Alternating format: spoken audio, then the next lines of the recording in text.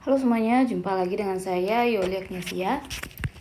Oke, kayaknya udah lama ya kita nggak bahas soal-soal TU CPNS. Jadi kali ini saya coba cari soalnya ya. Jadi memang di sini tantangan dan kendalanya itu adalah di bank soal ya. Jadi saya nggak punya bank soal yang banyak. Jadi di sini saya coba cari di Quizizz. Ada banyak gitu ya, adalah beberapa soal-soal TU yang dibuat oleh para kreator di Quizizz. Nah, salah satunya di sini saya cantumkan namanya adalah Asidiki ya. Jadi bagi teman-teman yang pengen mungkin ngecek atau latihan TU di Quizizz juga bisa ya. Jadi di sana itu kita bisa langsung kayak setting time, kemudian juga bisa setting kuisnya seperti apa gitu ya yang kita pengen, misalnya persoalnya berapa. Memang ini kalau sebagai SS student kita cuman bisa langsung coba kuisnya, tapi kalau kita kita join Quizizz sebagai instruktur, kita akan bisa ya setting ngesetting aturan di kuisnya gitu. Jadi mungkin untuk lebih jelasnya kalian bisa coba lah otak-atik si Quizizz itu gitu ya. Oke, tanpa berlama-lama di sini di judul kuis pretest TU yang dibuat oleh Asidiki ini ada 15 soal. Memang ini nggak ada yang saya edit gitu ya, maksudnya nggak ada yang saya tambahkan atau yang saya kurangkan. Ini murni dari kuis kreatornya aja gitu. Jadi yang saya lihat di sini kebanyakan itu adalah kebanyakan kombinatorik gitu ya. Tapi nggak masalah. Memang di TU CPNS juga kadang ada gitu topik-topik kombinatorik gitu. Nah, baik, kita langsung aja soal pertama. Jika A adalah 48% dari 0,65 dan si B itu adalah 65% dari 0,48, maka hubungan A dan B yang tepat apa? Nah, kalau kalian ketemu bentuk soal seperti ini ya, maka cara terbaiknya itu adalah memandang si persentase ini gini ya, karena si A itu terdiri dari dua komponen atau dua suku gitu ya, ada persentase, ada desimal. Nah, B juga begitu gitu. Nah, kita akan mudah melihatnya jika kita ubah kedua sukunya itu ke dalam bentuk yang sama gitu. Nah, di sini saya akan coba ubah ke persentase gitu. Maka si A ini itu akan sama dengan 48% dikali dengan 65%. Ya, jadi 0,65 itu adalah 65%. Gitu ya. Nah, sedangkan si B ini adalah 65% dikali, nah kalau 0,48 ya berarti itu 48% gitu.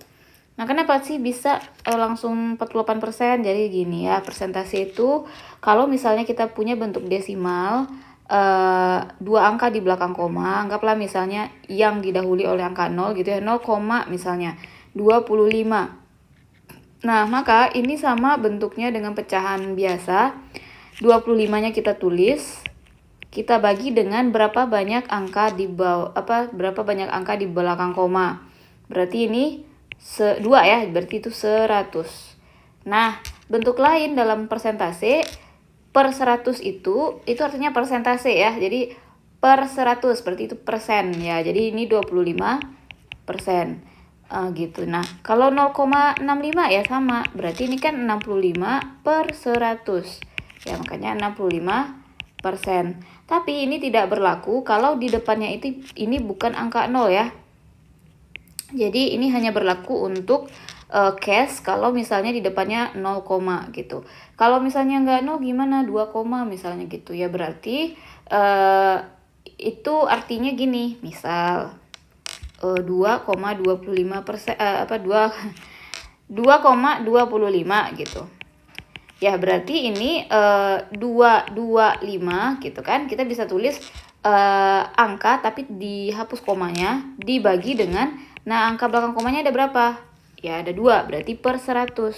Ya sama aja sebenarnya, ini adalah 225% gitu. Oke ya. Gitu seterusnya. Jadi catatannya di sini adalah kalau 2 angka di belakang koma. Kalau misalnya 3 angka gimana? Nah, 3 angka itu beda lagi ya.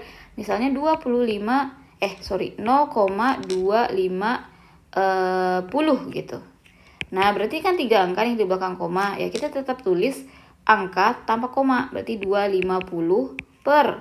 Nah, berapa pernya? Nah, itu tergantung ada berapa angka di belakang koma. 3, berarti ini per 1000. Nah, tapi kan kita butuhnya persen gitu. Nah, jadikanlah pecahan ini, ya, sederhanakan pecahan ini sedemikian sehingga dia menjadi per 100. Nah, ini memang saya ambil soalnya yang gampang aja, sehingga kita bisa sederhanakan ini dibagi, sama-sama dibagi 10, sehingga yang tersisa 25 per 100, yaitu 25%. Ya, gitu ya. Oke, saya kira cukup ya pembahasan mengenai perubahan bentuk. Sekarang kita balik ke soal kita tadi. Maka kita punya bentuk 48%. Oh, kita punya bentuk 48%, 65%. Nah, ini juga 65%, 48%. Nah, beda di urutannya aja. Jadi kalau perkalian, urutan itu tidak mempengaruhi hasil ya. Jadi sama aja, mau urutannya di depan, di belakang, depan itu sama aja. Sedemikian sehingga A dan B itu adalah dua bilangan yang sama. Jadi jawabannya A ya. Oke, nomor 2 ini sepertinya saya nggak tahu caranya ya. Karena ini mungkin ada nih cara nyari akar, perkiraan akar, tapi saya lupa. Jadi kita skip aja ya. Lanjut nomor 3, perbandingan uang A dan B itu adalah 5:4. Oke, kita tulis A banding B itu adalah 5:4. Kemudian B banding C itu adalah 2:3. Jika selisih uang B dan C adalah 240.000, berapa penjumlahan uang A, B dan C? Oke, yang diketahui di sini adalah selisih uang B dan C. Berarti nanti kita akan menggunakan angka perbandingan B dan C ya. Karena yang diketahui adalah selisih, maka kita juga selisihkan si B dengan C, si angka perbandingannya, yaitu 1 gitu. Sehingga kita bisa cari di sini kenapa kita butuh mencari si B, karena kita butuh menghubungkan mencari uang A nanti menggunakan uang B. Jadi di sini kita langsung aja cari uang B. Nah, uang B sama dengan angka perbandingan B yaitu 2 dibagi dengan selisih angka perbandingan yaitu 3 dikurang 2 yaitu 1 dikali berapa selisih uangnya gitu. Kalau tadi ini adalah selisih angka perbandingan, kita kalikan dengan selisih uangnya yaitu 240.000. Nah, sehingga kita dapat uang B itu adalah 480.000. Oke, karena selisihnya adalah 240.000, maka uang C kita akan langsung dapat karena perbandingannya perbandingan uang C lebih besar, berarti di sini kita tambah uang B itu dengan 240.000, sehingga kita memperoleh 720.000. Inilah uang C. Nah, kita akan cari uang A sekarang. Nah, kalau mau mencari uang A, pakailah angka perbandingan yang ini. Menggunakan yang diketahui adalah uang si B gitu. Berarti uang A adalah angka perbandingan A 5 per. Nah, karena yang diketahui di sini adalah uang B, maka kita pakai di sini angka perbandingan B dikali 240.000. Nah, 240.000 dibagi 4 itu adalah 60.000.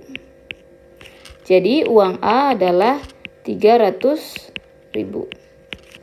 Dengan demikian kita punya jumlah uang A ditambah uang B ditambah uang C itu adalah 300.000 ditambah 480.000. Kok saya tunggu dulu. Uang A lebih besar ya dibanding uang B. Kenapa uang A lebih kecil kita peroleh? Ada yang salah nih kayaknya.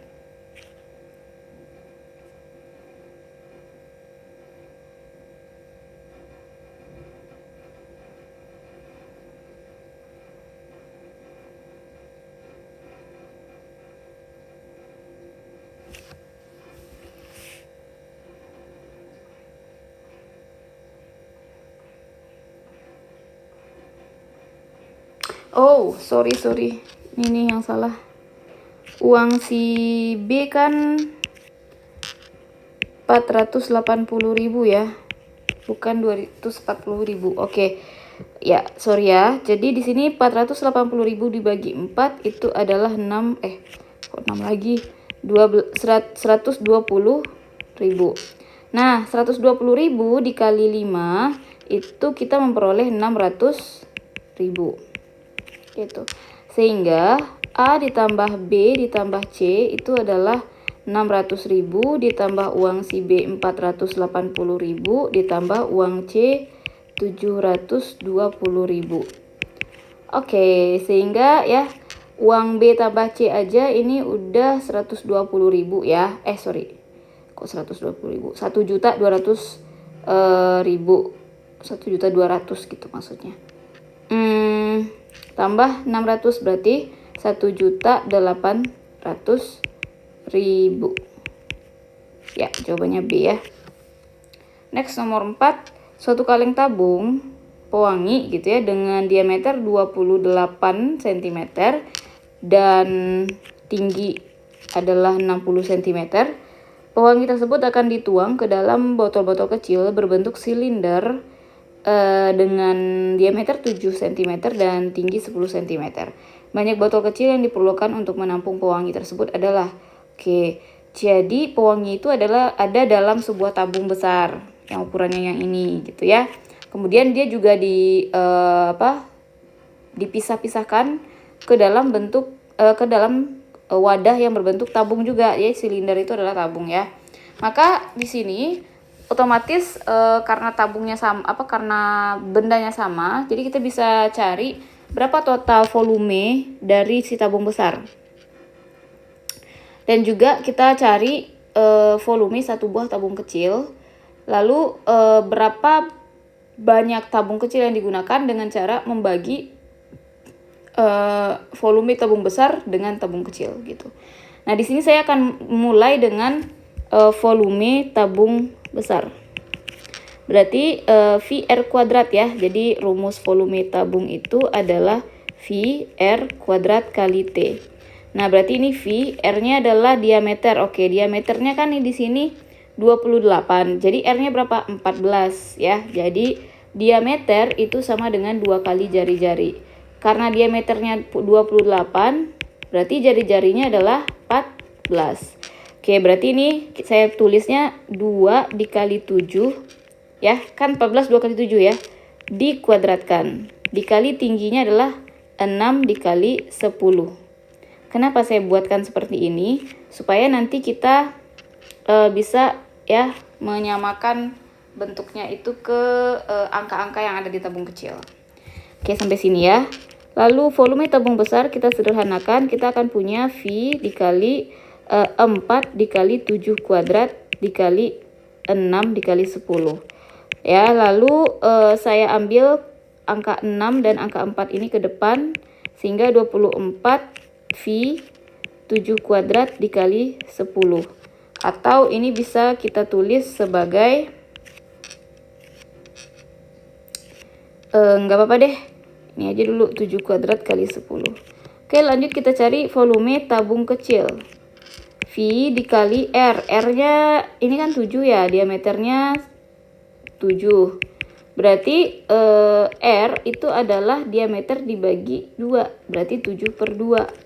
Sehingga 7/2 dikuadratkan dikali tingginya 10. Nah, berarti berarti ini kan dikuadratkan 1/4 7 kuadrat kali 10 kan gitu. Nah, ini adalah ya V/4 gitu. 7 kuadrat kali 10. Nah, sekarang kita bagi. Banyak botol kecil gitu ya. Botol kecil atau tabung kecil adalah volume tabung besar kita bagi dengan volume tabung kecil. 24V dikali 7 kuadrat dikali 10 dibagi dengan V/4 7 kuadrat kali 10. Ini dibagi 1, V-nya dibagi 1. Berarti kita punya 24 dibagi 1/4, yaitu 24 dikali 4 adalah 96 botol. Jadi jawabannya A. Oke, saya kira cukup dulu ya 3 soal. Nanti kita akan lanjutkan soal selanjutnya di video selanjutnya juga. Terima kasih, sampai jumpa.